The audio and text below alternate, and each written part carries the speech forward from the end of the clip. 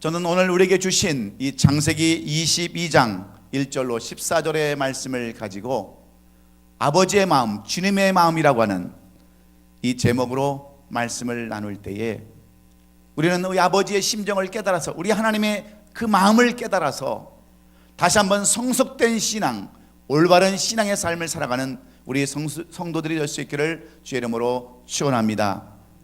우리가 신앙생활 하면서 믿음을 가지고 순종하며 산다고 하지만 우리가 얼마나 넘어지고 쓰러질 때가 많이 있습니까? 얼마나 우리가 시험에 들 때가 많이 있습니까?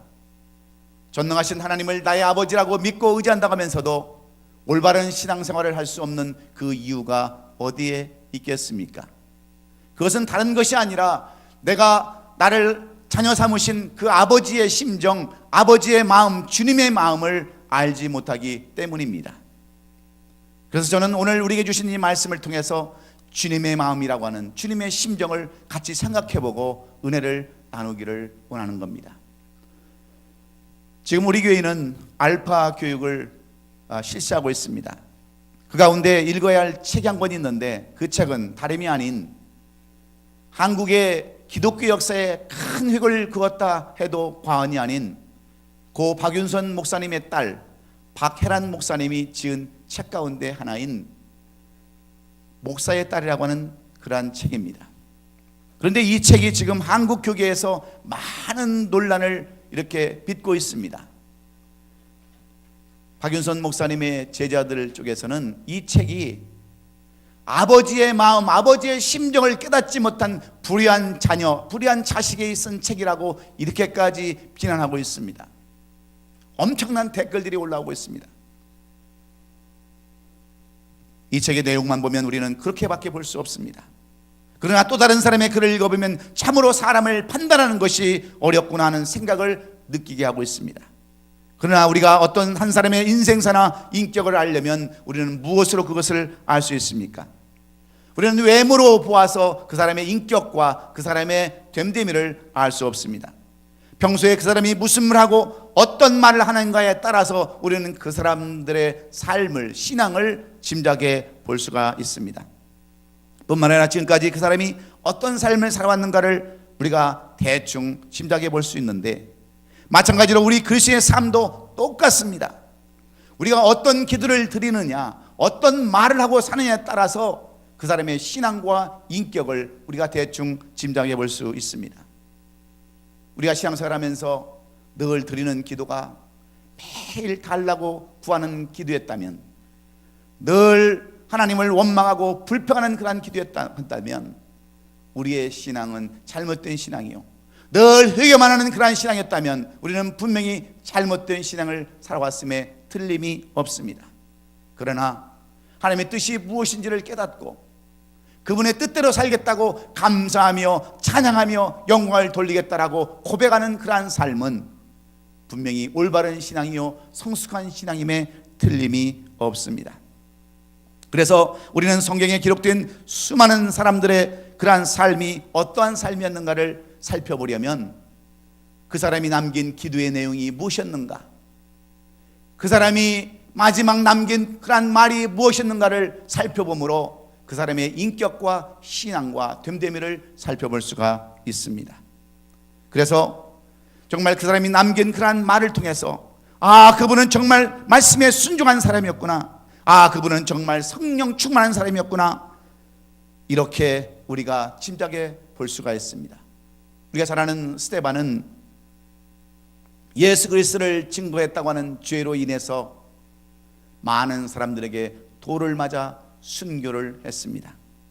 그럴 때 그의 고백, 마지막 남긴 기도가 주 예수여 내 영혼을 받으시옵소서, 주여 이 죄를 저들에게 돌리지 마옵소서, 이렇게 기도했던 내용을 통해서 우리는 스데반이 성령 충만한 사람이요 정말 말씀대로 살았던 사람임을 우리는 짐작해 볼 수가 있기 때문에 그렇습니다.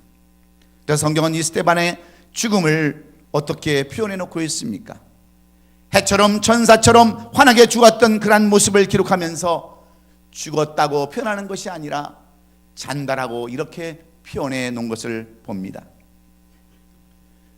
이 땅에 육신을 입으시고 오셔서 짧은 인생 33년을 사시면서 그 생애는 예수님의 고백처럼 공중에 나는 새도 깃들 곳이 있고 여우도 굴이 있건만 인자는 머리들 곳이 없다고 하는 그러한 비참한 삶을 사시다가 유대인의 장로들과 제사장들과 서기관들에 의해서 십자가에 달리시고 죽임을 당하셨습니다. 이루 말할 수 없는 고통과 아픔 속에서도 예수님이 남기신 말씀은 탄식과 고통의 말씀이 아니었습니다. 원망과 슬픔의 그러한 말씀도 아니었습니다.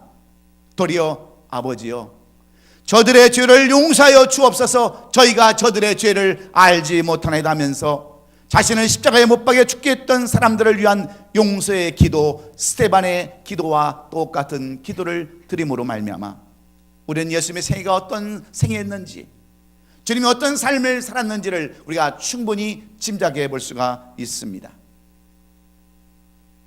이 땅에 메시아로 오신 예수님을 도리어 십자가에 매달아 죽이는 주인들을 위해서 하나님께 용서를 구하는 이 탄원의 기도의 내용을 통해서 우리는 예수님께서 용서의 주님으로, 사랑의 주님으로 오셨던 것을 분명히 확인해 볼 수 있습니다.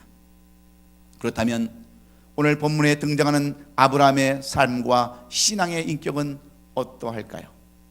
아브라함도 결정적인 순간에 그의 입에서 고백되어지는 그러한 말씀으로 우리는 아브라함의 인격과 신앙을 얼마든지 확인해 볼 수가 있는데, 오늘 본문 1절에는 이렇게 하나님께서 아브라함을 시험하시려고 이런 말씀을 주셨습니다. 그 일 후에 하나님이 아브라함을 시험하시려고 그를 부르시되 아브라함아 하시니 그가 이르되 내가 여기 있나이다. 1절에 이렇게 기록해 놓았습니다.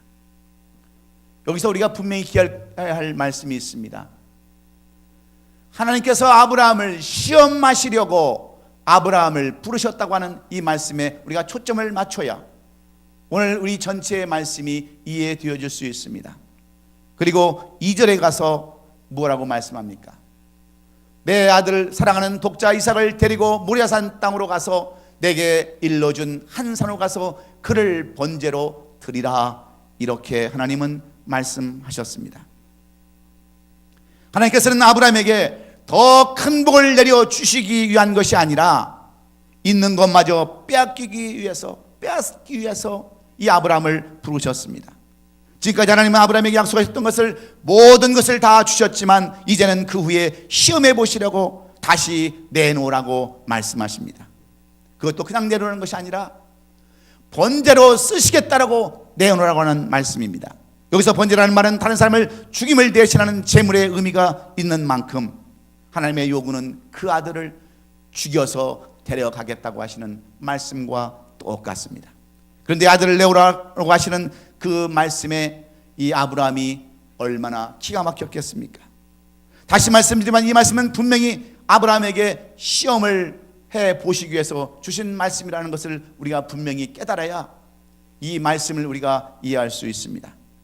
사랑하는 성도 여러분, 우리가 부모의 심정을 언제 가장 잘 알 수 있습니까? 여러분, 언제 우리가 부모의 심정을 그렇게 속속이 잘 알 수 있는 때가 언제입니까? 많은 사람들은 이렇게 생각을 합니다. 부모가 아플 때 부모의 심정을 깨달을 수 있다고 말씀하는데 그것은 아닙니다. 어떤 사람들은 부모가 어려움을 당할 때 부모의 심정을 깨달을 수 있다고 하는데 그것도 아닙니다. 언제 우리가 부모의 심정을 가장 잘 알 수 있을까요? 저는 이렇게 귀한 시간, 말씀으로 은혜 주기도 귀한 시간에 저의 가정사를 잠시 소개하는 것은 이 부모의 심정을 조금이라도 이해가 될 수 있게끔 하기 위해서 저의 가정사를 잠시 소개하기를 원합니다. 제가 16년 전에 목회를 시작할 때 저희 가정에는 두 딸이 있습니다. 그때 한 아이는 중학교, 한 아이는 고등학교 마지막 3학년 때였어요. 제가 개척을 하면서 목회를 하니까 자녀들에게 제대로 신경을 써주지 못했습니다. 대학 갈 때도 어떤 서포트를 해줄 수 없었습니다. 그런데 지금 우리 딸이 여기 와 있는데 우리 딸이 대학교 4학년 한 학기를 남겨놓고 학교를 가지 않는 거예요. 나도 이제 돈 벌어서 내 스스로 떳떳하게 공부하겠다고 공부도 안 합니다. 학원 선생을 하고 한국 나가서 영어 선생을 하면서 부모의 속을 그렇게 썩이는 거예요. 부모의 심정은 어떻게든지 빨리 공부를 해서 자리를 잡고 빨리 성공하기를 원하는 것이 부모의 심정인데, 자녀들은 그 부모의 심정을 모르니까 내가 돈 벌어서 하겠다고 때로는 술도 먹고 마음대로 사는 거예요. 그럴 때 이 부모의 심정이 얼마나 아프겠습니까? 그런데 우리 딸이 어느덧 결혼을 하고 다시 학교를 가면서 저한테 이런 메시지를 보내왔어요. 2015년 1월 3일 제 그 전화기로 메시지를 보냈는데, 아빠 2015년 잘 지내세요, 이렇게 썼어요. 그 한국말도 잘 못 쓰니까 지내세요. 아빠 사랑해요. 아빠가 너무 존경스러워요. 아빠가 있기에 내가 있고 내가 이렇게 잘 성숙하고 성장했습니다라고 메시지를 보내는데 얼마나 마음이 뿌듯했는지 모릅니다.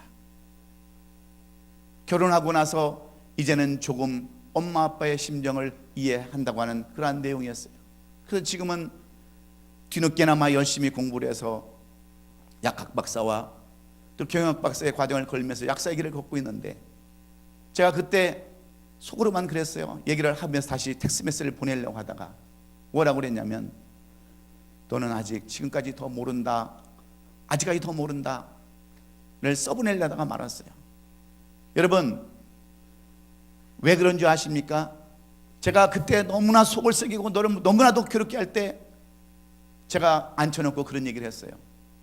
너도 이 다음에 시집가서 너하고 똑같은 새끼 나서 한번 키워봐라 하고 그때 악담을 했어요. 그런데 결혼을 하고 나서 우리 딸이 고백하는 내용은, 내가 결혼하고 나니까 이제는 아빠의 심정을 이해할 수 있다고 하는 거예요. 아빠의 마음을 조금이라도 이해할 수 있다는 거예요. 그래서 내가 속으로, 너도 아직 더 멀었다, 너 애 낳고 키워보면 이 아빠의 마음, 엄마의 심정을 이해할 거다, 속으로만 그랬어요. 시험 들까 봐. 여러분, 우리가 부모의 심정을 가장 깊이 알 수 있는 때는 우리가 자녀를 낳아서 키워보면 그 부모의 심정을 가장 잘 알게 되는 줄로 믿습니다.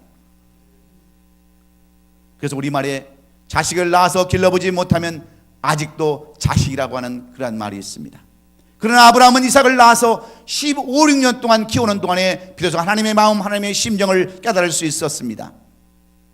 하나님께서 왜 이 나이에 자식을 주셨고 기르게 하시며 이 늙은 나이에 하나님의 뜻을 이루게 하는지를 비로소 깨닫게 되었습니다. 여러분, 우리도 마찬가지입니다. 우리를 하나님의 자녀로 삼아주시고 우리에게 자식을 주시는 것은 우리로 하여금 하나님의 마음을 깨닫기 위함인 줄로 믿으시면 아멘 하십시다. 특별히 영적인 자식을 길러본 사람은 누구보다도 하나님의 마음, 심정을 더 잘 알 수 있습니다. 그래서 목사나 선교사가 되어서 그렇게 힘든 가운데도, 어려운 가운데도 하나님의 심정을 전하는 것입니다. 그래서 믿음이란 다른 것이 아닙니다. 하나님의 마음이 깨달아져서 순종하는 삶을 사는 것이 곧 믿음입니다. 내가 지금까지 하나님 앞에서 믿음을 갖지 못하고 살았다면, 내가 지금까지 하나님의 말씀에 순종하며 살지 못했다고 한다면, 우리는 아직까지 하나님의 심정을 알지 못한 결과로 여겨야 될 줄로 믿습니다.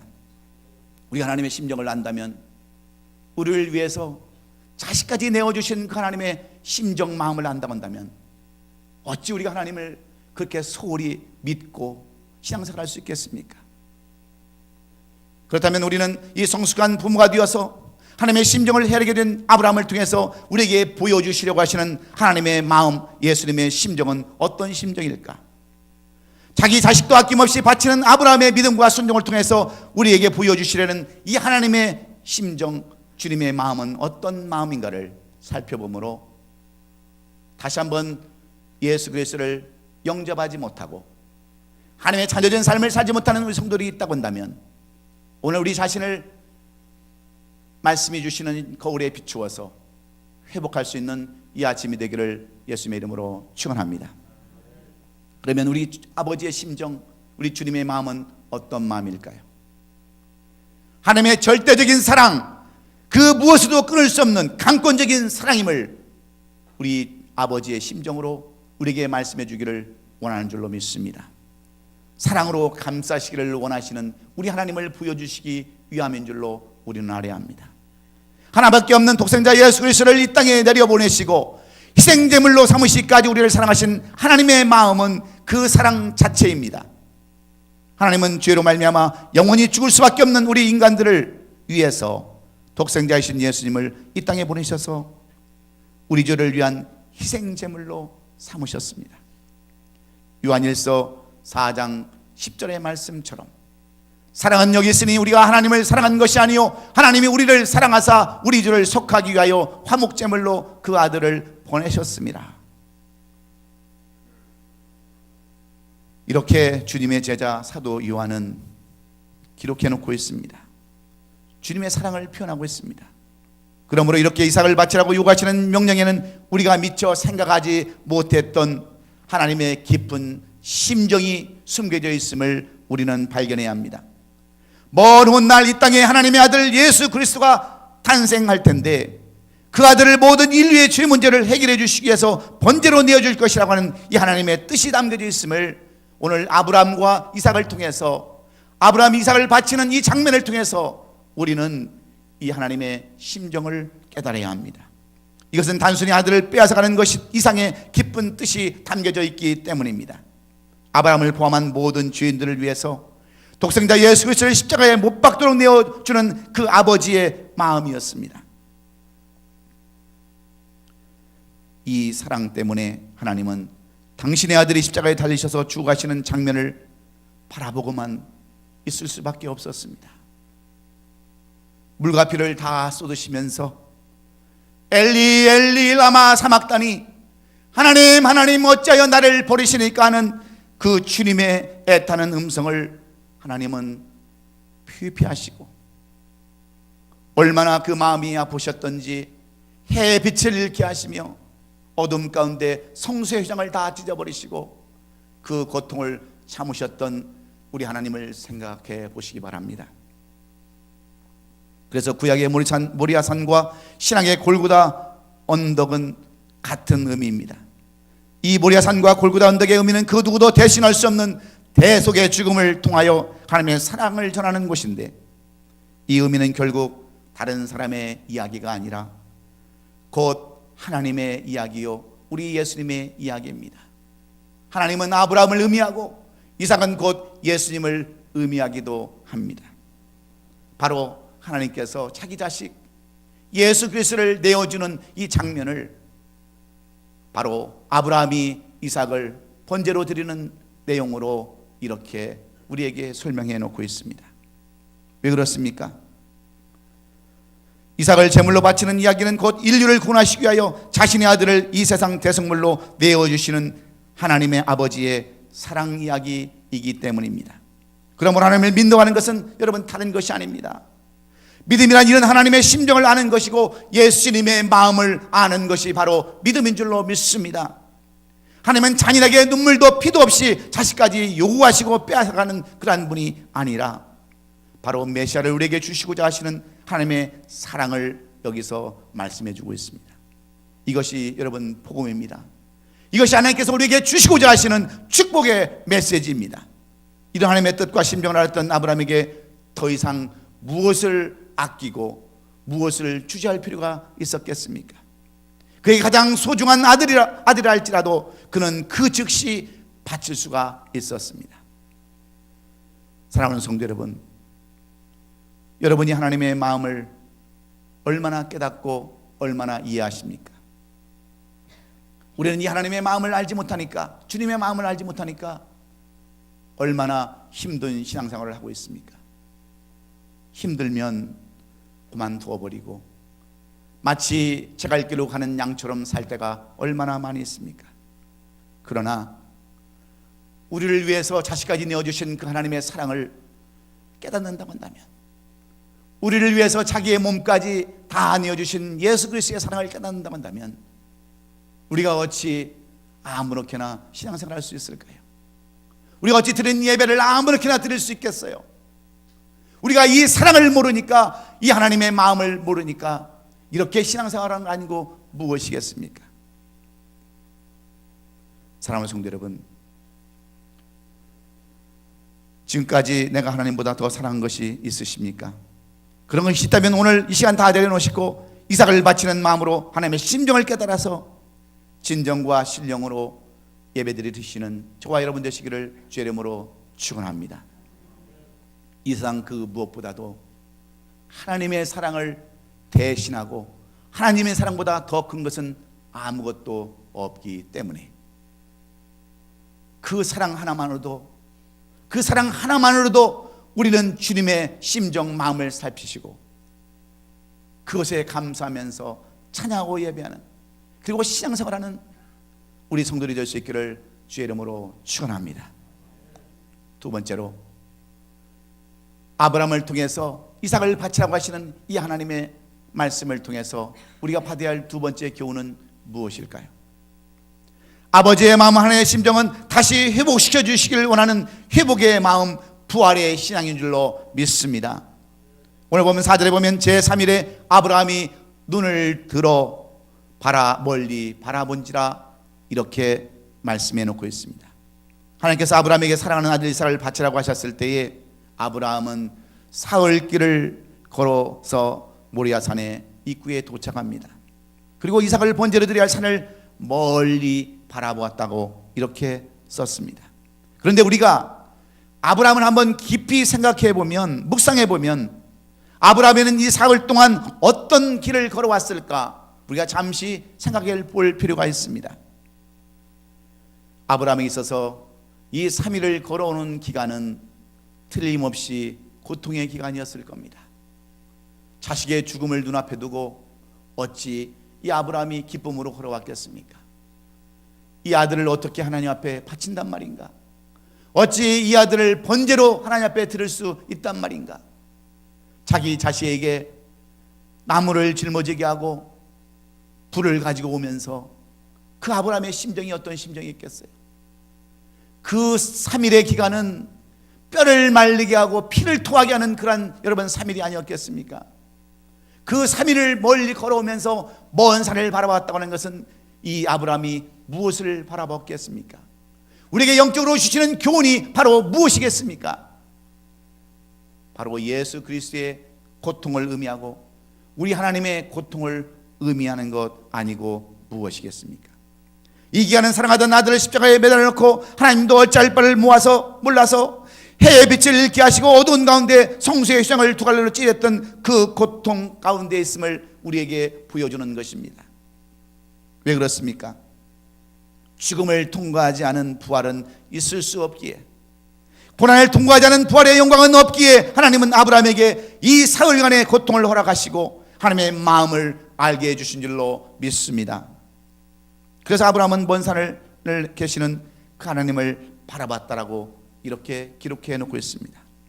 마치 요나가 사흘 동안 물고기 뱃속에 갇혀 있을 때 고난당하다가 하나님의 마음을 비로소 깨닫고 회개하여서 니느웨 성에 가가 복음을 전함으로 말미암아 그 성을 복음화시켰던 것처럼 사흘은 예수님의 죽음을 의미하기도 하고 부활의 신앙을 의미해 주기도 하는 줄로 믿습니다.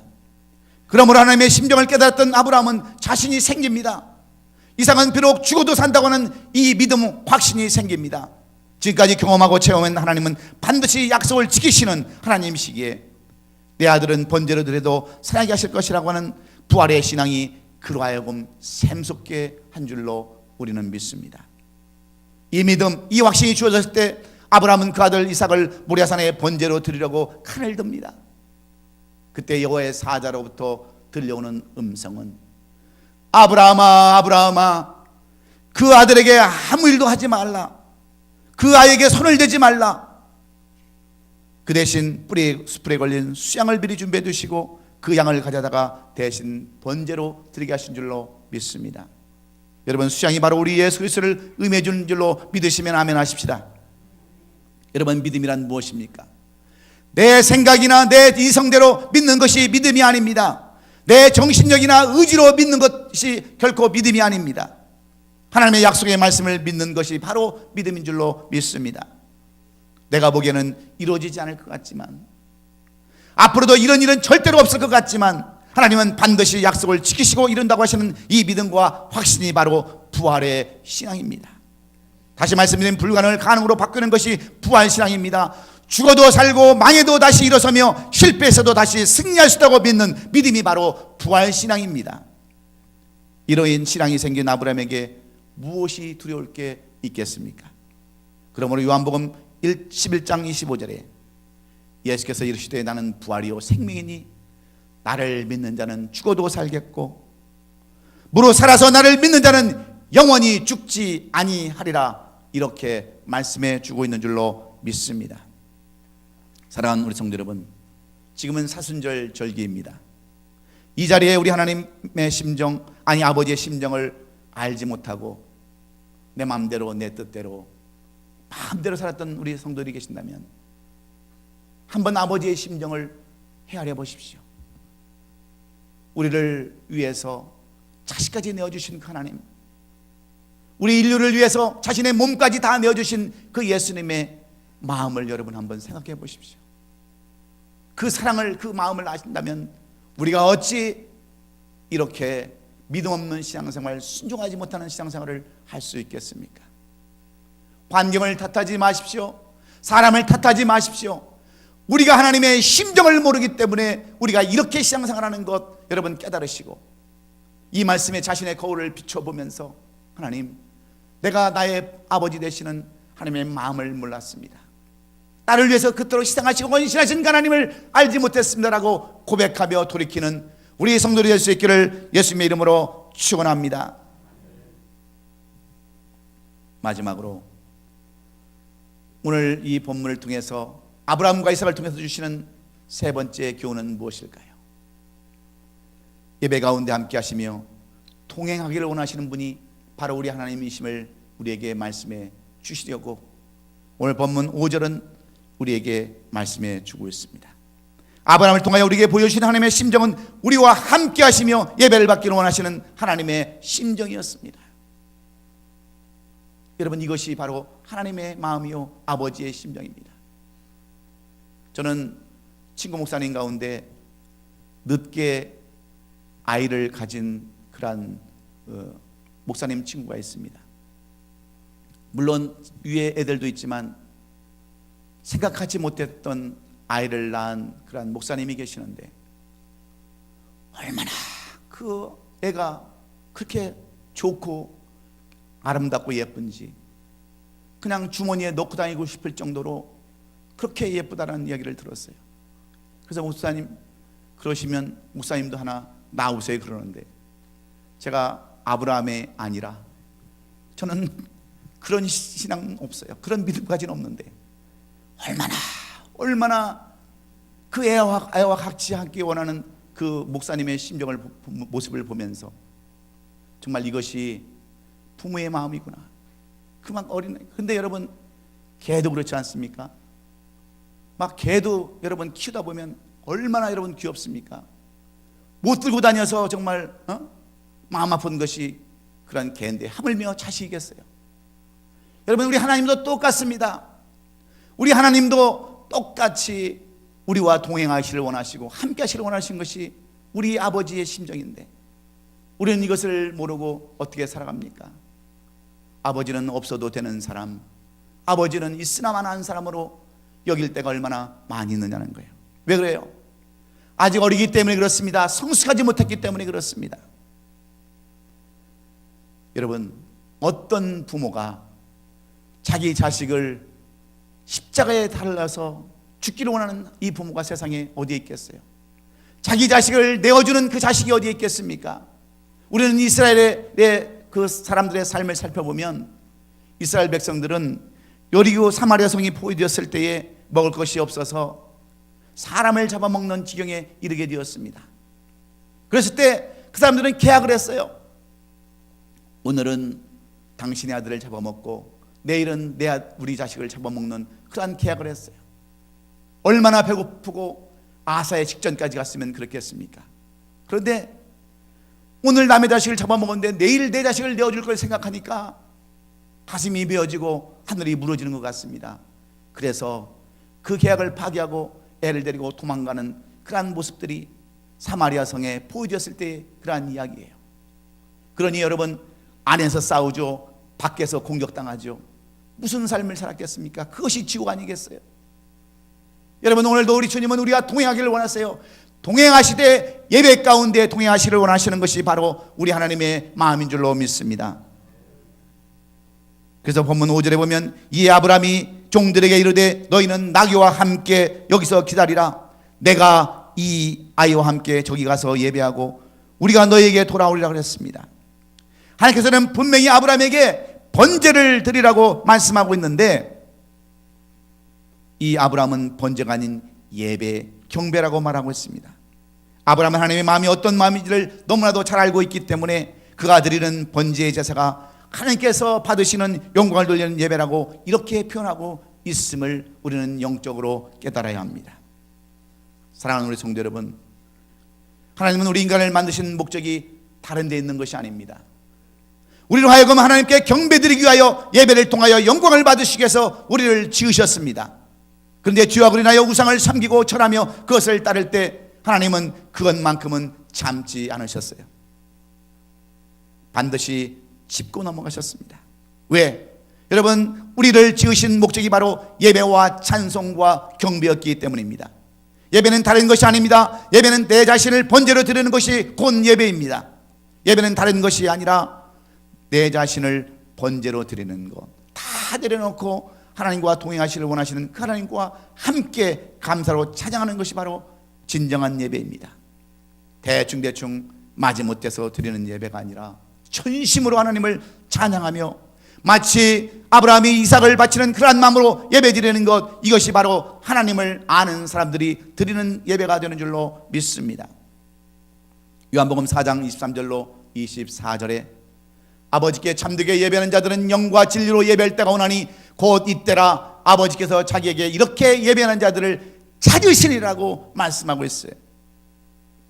그런데 많은 사람들은 예배를 어떻게 생각합니까? 예배를 여러분 어떻게 생각해요? 마지못해 드립니다. 마치 인심 쓰듯이 예배를 드립니다. 그러니 여러분, 예배에 무슨 찬양이 넘치고 감사가 넘치겠어요?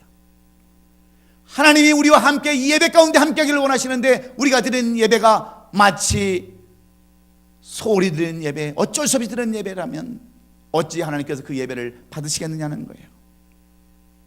저는 여러분이 하나님의 마음을 조금이라도 이해하고 안다면, 여러분의 심정을 조금이라도 깨닫는다고 한다면, 여러분 자신을 번제로 드셔서 하나님의 동행을 체험하시고 하나님의 귀한 음성 아브라함아 아브라함아 부르시는 그 음성을 듣는 저와 여러분 될 수 있기를 예수님의 이름으로 축원합니다. 사랑하는 성도 여러분, 여러분의 하나님의 마음이, 주님의 마음이 깨달아지십니까?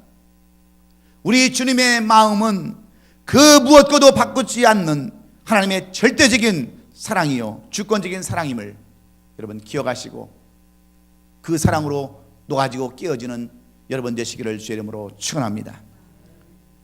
우리 주님의 마음은 우리를 다시 회복시키시고 부활시키는 부활의 신앙의 마음임을 기억하시고 잃어버렸던 것, 빼앗겼던 것 다시 소망 가운데 찾을 수 있는 저와 여러분 되시기를 예수님의 이름으로 축원합니다. 아버지의 마음은 우리와 늘 동행하시며 찬양으로 영광받기를 원하시고 함께 동행하려고 원하시는 것이 바로 우리 주님의 마음이라는 것을 깨달으시고 예배를 드려도 진정과 신령으로 그분과 함께 동행하는 마음으로 예배 드리심으로 이제는 어린아이 신앙이 아니라 성숙한 어른의 신앙으로 우리 하나님의 심정을 깨닫고 우리 주님의 마음을 깨달아서 진정과 신령으로 예배하고 정말 믿음과 순종의 삶을 살아가시는 우리 모든 성도들이 될 수 있기를 예수님의 이름으로 축원합니다. 축원합니다. 기도하겠습니다.